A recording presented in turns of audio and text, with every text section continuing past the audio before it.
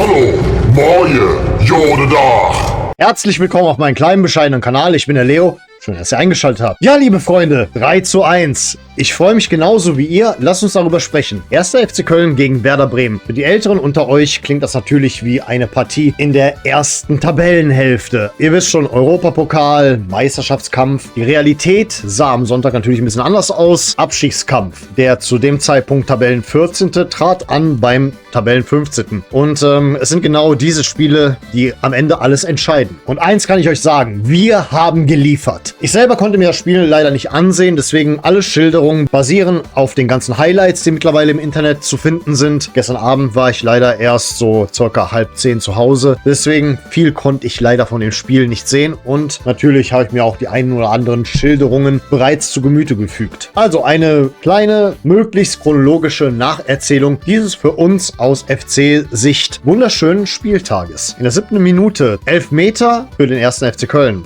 Said El-Mala übernimmt und macht das 1:0. Und da merkst du natürlich direkt, okay, jetzt sind wir erstmal im Spiel. Was folgte, war die Szene, die alles veränderte. Ragnar Ache läuft durch, wird gefoult und Friedel ist letzter Mann. Das ergab im Umkehrschluss eine rote Karte. Und ab da war klar, das Spiel liegt bei uns. Ich meine, okay, was man trotzdem sagen muss, du bist ein Mann mehr, du führst, aber machst das Spiel nicht sofort zu, beziehungsweise machst den Sack nicht sofort zu. Es ergaben sich Chancen, es ergaben sich Möglichkeiten, aber das Spiel blieb weiterhin offen. Aber dann in der zweiten Halbzeit, Ecke. Ragnar Ache geht hoch, der Ball wird abgewehrt, aber Ache setzt nach, 2:0. Und eigentlich ist es der Moment, wo du sagst, okay, alles gut, jetzt haben wir unsere Ruhe. Aber leider gab es dann noch einen Elfmeter gegen uns. Und zwischenzeitlich stand es 2:1. Und dann ging das Zittern los. Plötzlich war irgendwie wieder alles drin. Aber diesmal kippen wir nicht. Wir bleiben ruhig und spielen das Ding runter. Und dann die Nachspielzeit. Isak Johannesson setzt den Ball quer in die Ecke, 3:1. Das Tor wird ihm leider nicht zugesprochen, sondern als Eigentor von Mio Backhaus gewertet. Der U21-Nationalkeeper hatte versucht, Johannessons Schuss aus spitzen Winkel zu parieren und buxierte ihn dabei mit der linken Faust selbst ins Tor. Und dann war auch das Ding durch. Und ich sage euch ganz ehrlich, das war am Sonntag kein Spektakel, aber es war ein, ich würde mal sagen, gediegenes, erwachsenes Spiel. Frühe Führung, rote Karte genutzt, nach dem Gegentor stabil geblieben und am Ende den Sack zugemacht. Und genau sowas ist im Abstiegskampf entscheidend.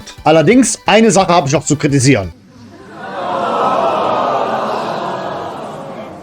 Wartet doch, ich meine doch nicht den 1. FC Köln. Ich meine, zum wiederholten Male auf diesem Kanal, den VAR, den Videoassistenten. Dieses aberkannte Tor für uns. Das ist genau das Problem. Seht es euch an. Seht euch dieses Bild an. Und das wurde aberkannt. Und sicherlich haben wir am Sonntag auch davon profitiert. Das wissen wir alle. Aber genau das ist ja das Problem. Es ist nicht klar und nicht konsequent und sorgt jedes Mal für Diskussionen. Und deswegen bleibe ich dabei, egal ob Vorteil oder Nachteil, ich würde mir wünschen, dass der Videoassistent lieber heute als morgen verschwindet. Also, bisher doch ein ziemlich guter Einstand für René Wagner, dessen Leistung ich noch nicht komplett beurteilen möchte, aber es gefällt mir. Es gefällt mir und ich glaube, wir sind auf einem guten Weg mit ihm. Die Frage, die sich am Ende dieses Spieltags stellt, ist jetzt mittlerweile, ab wann sind wir eigentlich gerettet? Deswegen wird es mal wieder Zeit, dass ich meine KI befrage. Herr Viktor, bitte sieh dir die aktuelle Bundesliga-Tabelle an und die restlichen Spieltage und sage mir, ab wann wäre der 1. FC Köln aus eigener Kraft eigentlich gerettet?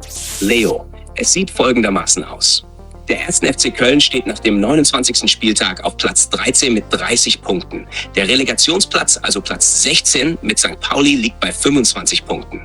Das bedeutet 5 Punkte Vorsprung bei noch 5 Spielen. Jetzt wird's interessant. Rechnerisch kann Köln noch eingeholt werden, weil 15 Punkte noch zu vergeben sind. Aber der Abstand ist solide genug, dass der Klassenerhalt klar in eigener Hand liegt. Der entscheidende Richtwert ist wie so oft in der Bundesliga 36 Punkte. Das ist die Marke, ab der du in der Regel durch bist. Heißt konkret, Köln braucht aus den letzten 5 Spielen noch 6 Punkte.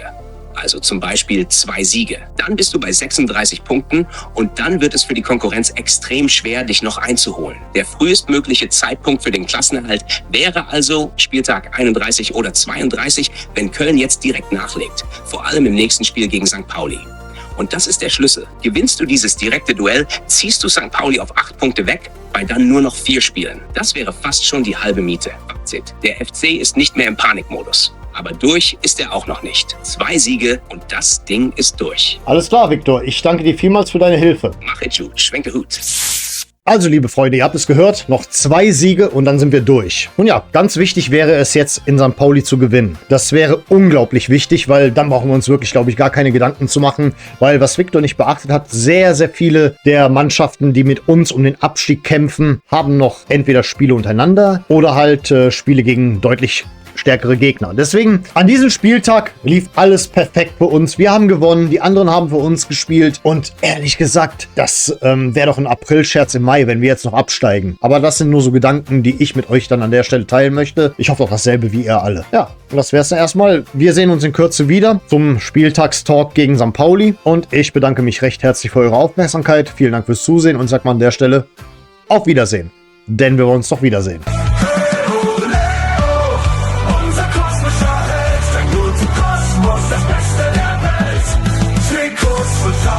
Zusammen ist sie alt.